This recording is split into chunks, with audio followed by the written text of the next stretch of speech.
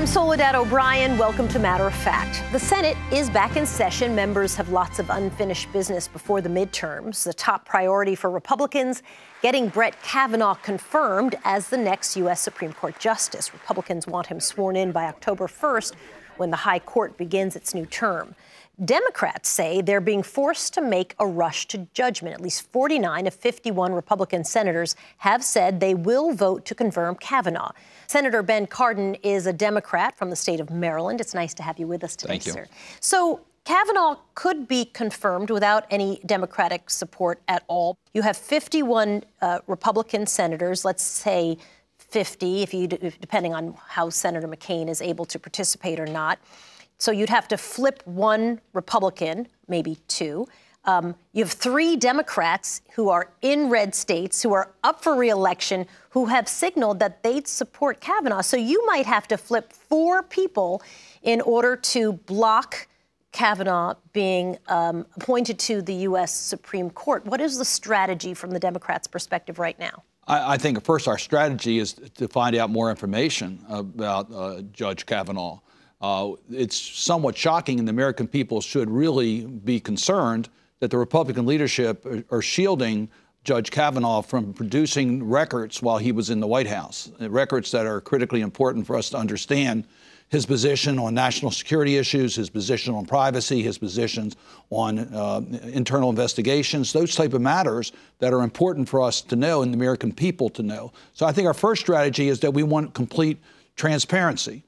We then think that once we know a lot more about him, that there's going to be concern, not just by the Republicans, but by the American people. And we hope that will translate into a number of senators saying, look, let's not rush this. Let's make sure we get all the information out and let every senator vote the way he or she thinks is right. How much of the documents that have been requested have you actually gotten? Well, first, the number of documents that were requested by the Republican leadership, this is not a joint request, was 15% of what we think is necessary for us to properly evaluate this nominee. So 85% of the documents were not even requested by the chairman of the Judiciary Committee. Of that 15%, about 1/3 of that material has been made available to date. So there's still a lot of material that has not yet even been returned, that's been requested. And now a hearing is set for September 4th. So we don't even have a chance to review it before the hearings take place. That's just wrong. So what can Democrats do? All of that being said, what do you do? I think one of the most important functions of the United States Senate, of the United States Congress, is to act as an independent branch of government and to act as a check and balance on the president, whether the president is of our party or of a different party.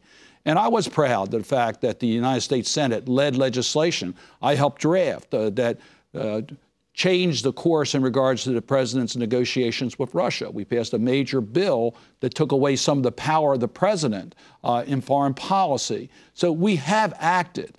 I am disappointed that we're not more aggressive as an institution in we should have passed legislation to protect Mr. Mueller and his investigation. We haven't done that. So I am disappointed as an institution. We have not taken up legislation as we should to check and balance on the president of the United States. There are lots of judicial appointments that have been made. The Senate's installed, I think it's 24 appellate judges under President Trump. So within 2 years, that's more than any other president.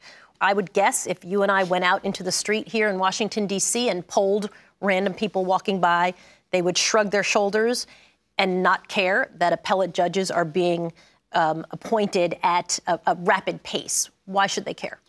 The appellate courts are extremely important. Most of the decisions are going to end at the appellate court. They're not going to reach the Supreme Court of the United States. So a lot of important policy is being determined by the Court of Appeals. We think it's outrageous that the type of people that he is nominating with very little qualifications that are coming to him through outside groups that have an agenda rather than trying to appoint mainstream jurists that will understand the importance of the checks and balances in the judicial branch of government. Senator Ben Cardin, it's nice to have you with us today. Thank you very much. Appreciate it.